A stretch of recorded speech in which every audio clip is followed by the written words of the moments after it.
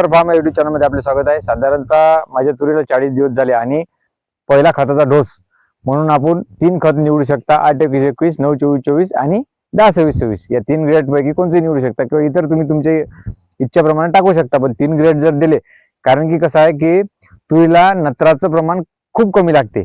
एक तर ते हवेतून नत्र घेते पाण्याद्वारे आणि दुसरी गोष्ट म्हणजे त्याच्या मुळाला गाठी राहतात नत्राच्या, ते नत्र जमिनीमधून सुद्धा शोषण करते। दोन्ही गुण नत्र भेटल्याच्या नत्राचं प्रमाण हे तुरीला कमी लागते। तर आपण बाजारात भेटलं नाही तर आपण 10-26-26 हे ग्रेड घेतलेला आहे। 10-26-26 टाकण्याचं किंवा 8-21-21 जे खत तुम्हाला टाकायचं असेल तर तुम्हाला खत टाकताना खताची बचत करायची आणि 100% झाडाला दिल्या गेलं पाहिजे। माझी ड्रीप आहे म्हणूनच नाही, ड्रीप व्यतिरिक्तही ड्रीप मधूनही खत जाईल हे, आणि आपण पंपाद्वारे सुद्धा ड्रिंचिंग करू शकतो। मेहनत आहे पण त्याचा रिझल्टही चांगला आहे आणि आपल्या खर्चातही खूप बचत आहे।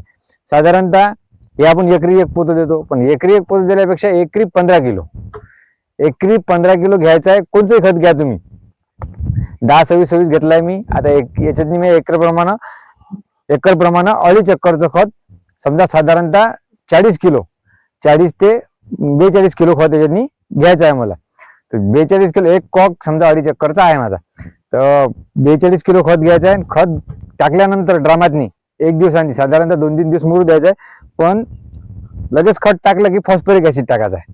फॉस्फरिक ऍसिड मध्ये काय होईल की फॉस्फरिक ऍसिड किती टाकायचं आहे तर साधारणतः एका ड्रामाला 3 लिटर पेक्षा जास्त नको, कारण की 3 लिटर पेक्षा जास्त जर झालं तर त्याचे दुष्परिणाम होऊ शकते। आता फॉस्फरिक ऍसिड भेटते कुठं हे पाहू शकता, इथं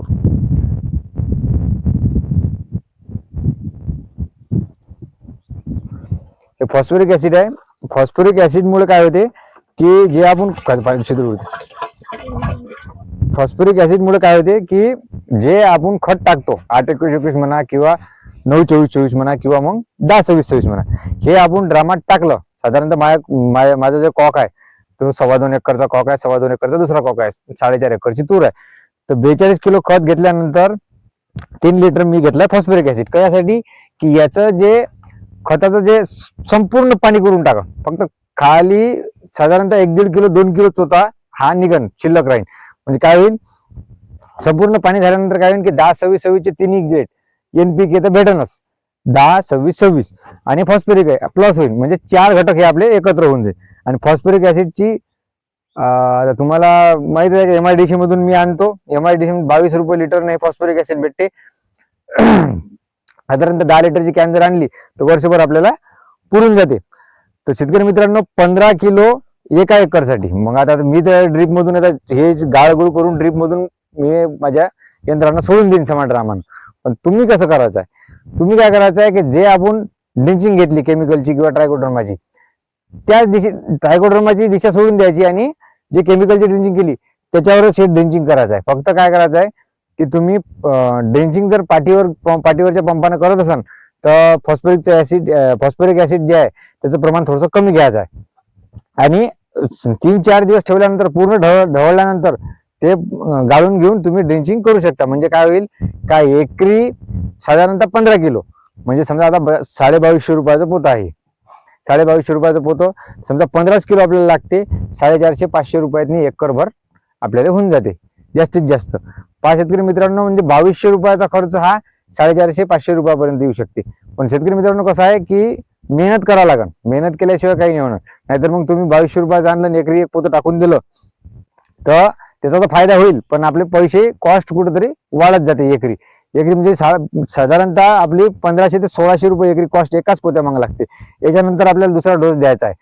तर ते शेतकरी मित्रांनो या पद्धतीचा आपण व्हिडिओ टाकू आणि मल्टिप्लाय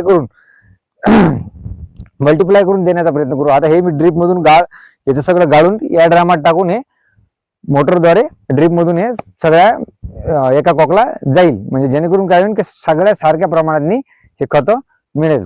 खत द्यायच्या वेळेस शेतकरी मित्रांनो खूप महत्वाची काळजी घ्यायची आहे।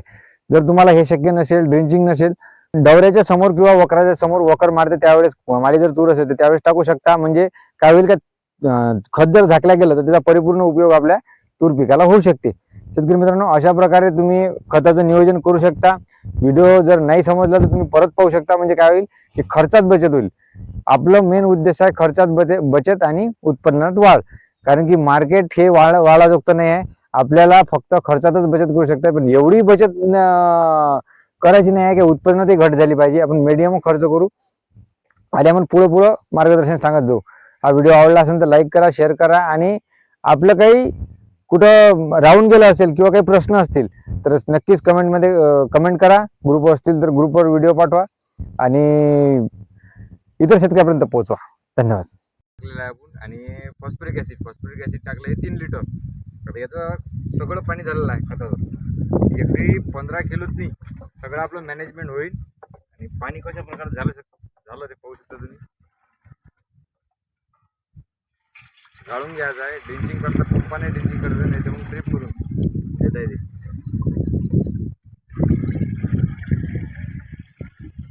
ड्रिप काही चोकअप होत नाही, काही नाही. फॉस्फरिक ऍसिड असल्यामुळे 4 कंटेंट मिक्स झाले. फॉस्फरिक ऍसिड 10-26-23 NPK नत्रस पुरत पालास 3. आता पंपाद्वारे दिलं तर पंपाने भरून आपण ड्रिंचिंग करू शकतो एक साईड. नाही तर मग आता ड्रिपचं जुगाड आपण बनवलेला आहे. डायरेक्ट जाते ड्रिपनं तुरीजवळ. तर अशा प्रकारे स्वस्तातनी एक पोतं एकरी खताचं टाकल्यापेक्षा 15 किलोतनी आपण आपल्या तुरीचं नियोजन करू शकता कमी खर्चातनी. तर शेतकरी मित्रांनो पाहू शकता, असं जर करू शकला, कमी क्षेत्र असलं तर होऊ शकते, जास्त क्षेत्र असलं तर नाही होऊ शकत. कमी खर्चातनी आपण जास्तीत जास्त उत्पन्न कसं घेता येईल हे आपण सांगण्याचा प्रयत्न करू.